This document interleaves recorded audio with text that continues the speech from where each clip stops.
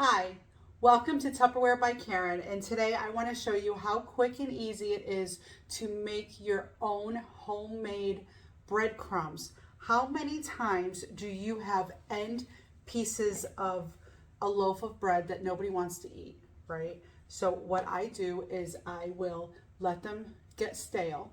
I put them in the toaster and then get them nice and crispy. And then what I do after that is I sit them out on the counter and let them cool completely. And then what I like to do is I take my big chopper and I break these up and throw them in here.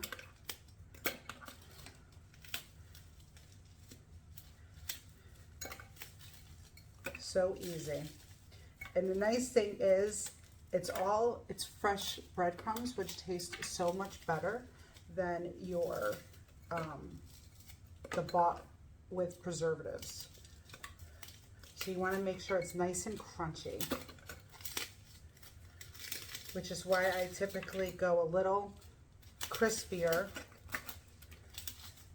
Sometimes you end up with some soft pieces, and you don't want to really use the soft pieces because it's not going to work as well.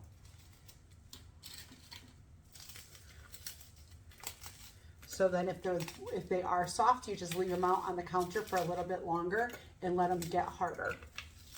So all you do is you take your bread, throw it in here. And now I like to use my own seasoning concoction because I like Italian breadcrumbs. And the nice things about these seasonings, these specific seasoning containers, is your seasonings will stay fresh for 3 to 5 years. So you don't have to worry about them getting all buggy and nasty.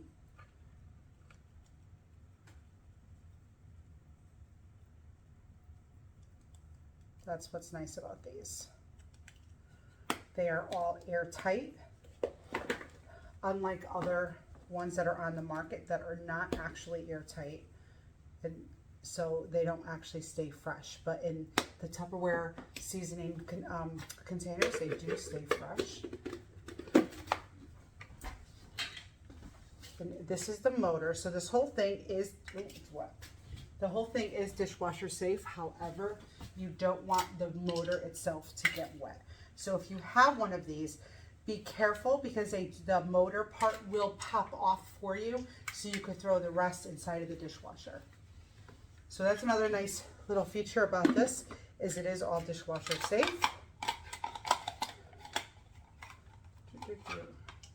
Just got to line the little tab up. There you go. Then you got to pin.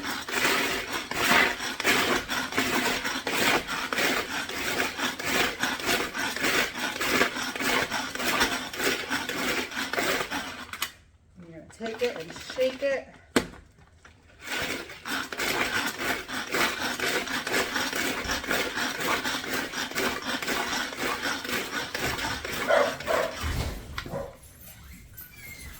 My dogs don't like the sound of it.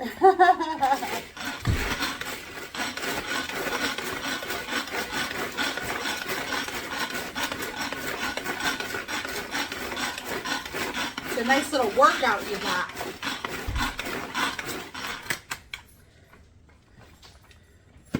So here are your breadcrumbs. Now you have a couple of large pieces. So what I typically like to do is take out some of the larger pieces, because once the rest of it gets crushed into breadcrumbs, these other pieces are just going to keep going around and around and around.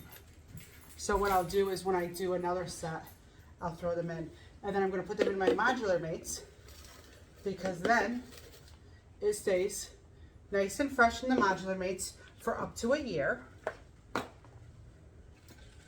And all I do is do the whole thing over again. Oh, this one's a little on the soft side, so we don't want to use that one yet.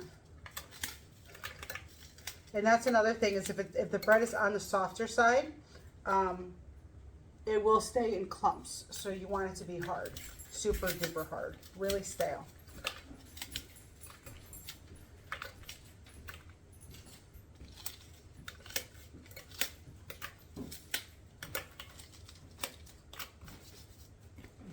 My seasonings again.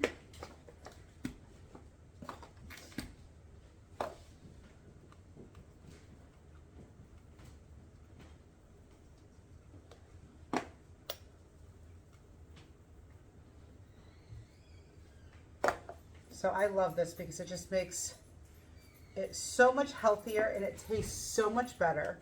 And in a jam, if you are somebody who still prefer to buy breadcrumbs, which I do not, now that I've switched to making our own, like honestly, this is the only way we do it. But I will say it's nice because now I'm not throwing away all these end pieces, because I save all the end pieces from our loaves of bread and I'll throw them all inside of a modular mate. Just to keep them from getting moldy, and I then toast it when it's nice and hard.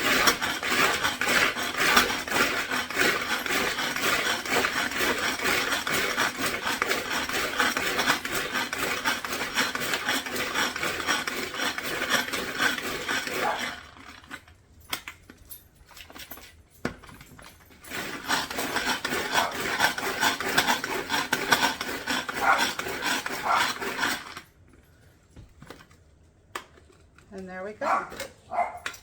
And that is my breadcrumbs that I'm going to use to make my meatloaf. There you go. How do you like that? So I want to thank you for joining me during this segment. And if you would like more information on any of these items, please comment on the link below and I will be happy to help you. Bye. Have a great day.